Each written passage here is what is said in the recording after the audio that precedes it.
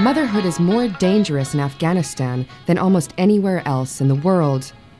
Women's low status is one reason 1 out of 8 women here die during pregnancy or childbirth. Most women give birth at home due to both necessity and tradition.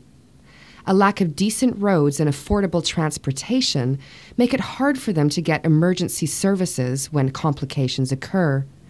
But many women are also denied life-saving care because male relatives are reluctant to seek help.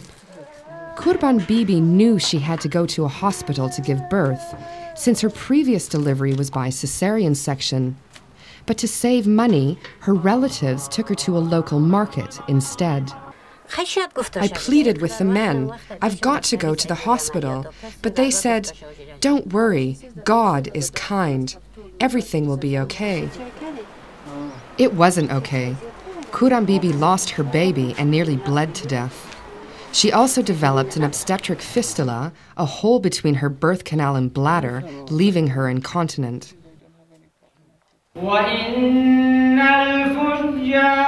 Now, religious leaders are being enlisted to counter the deadly neglect of Afghan women's health. Mullahs are trained to use their Friday sermons and community meetings to teach men and adolescent boys to protect the health and rights of women in their families. Among Afghanistan's deeply devout populace, religious leaders have enormous influence. Maulavi Sadiq Muslim, a senior Supreme Court official, helped develop the program. It relies on Islamic teachings. The Afghan people believe in resolving issues from a religious perspective. Having a healthy mother and a healthy family is what it means to have a healthy marriage in Islam. Maulavi Amanuddin of the Ministry of Religious Affairs says it is un-Islamic to deny women health care, whether for reasons of poverty or propriety. Access to health services is an equal right. 18-year-old Nasira nearly died trying to give birth at home. She was in labor for several days and developed a severe infection. Her baby was stillborn. But the men who run her household waited 2 weeks before seeking help. Doctors at the Badakhshan Provincial Hospital had to remove Nasira's uterus to save her life.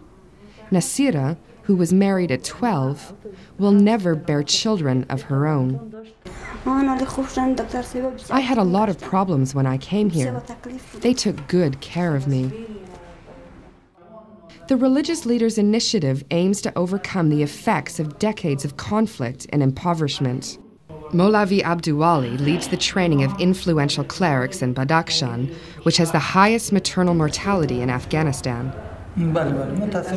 Because of the war and ongoing tribal disputes, most people live in ignorance. But when issues are raised in light of religious values, it has an impact. The Religious Leaders Program was started in 2007 by the Afghan Ministry of Women's Affairs, the Asia Foundation, and UNFPA, the United Nations Population Fund. TV and radio spots, posters, and pamphlets reinforce the main messages. The initiative's theme is Healthy Family, Prosperous Society. In Friday prayers and community meetings, the trained religious leaders preach about the harm done by domestic violence, child marriage, and having too short an interval between births.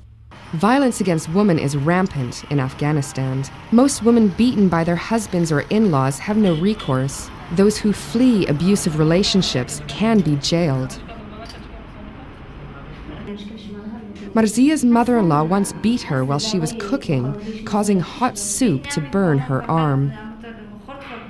In an effort to reduce violence in the home, the mullahs talk to men about healthy relationships and suggest practical ways of managing anger and resolving family conflicts. Early marriage, still a common practice in Afghanistan, is another target of the Public Education Initiative. During the war, many poor families had no choice but to marry their daughters at a young age. But now, most people believe girls should not marry before 18. Religious teachings are also employed to promote birth spacing and challenge the mistaken belief that Islam does not allow it. The average Afghan woman bears 7 children, and only 1 couple in 20 use contraception.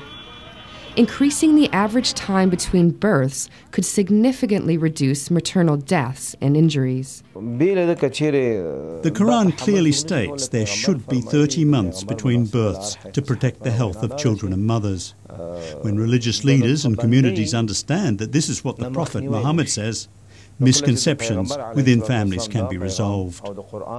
Organizers hope that religious leaders can persuade men to oppose gender-based violence in early marriage, practice birth spacing, and ensure women's access to health care. Success would mean a higher quality of life for all Afghans.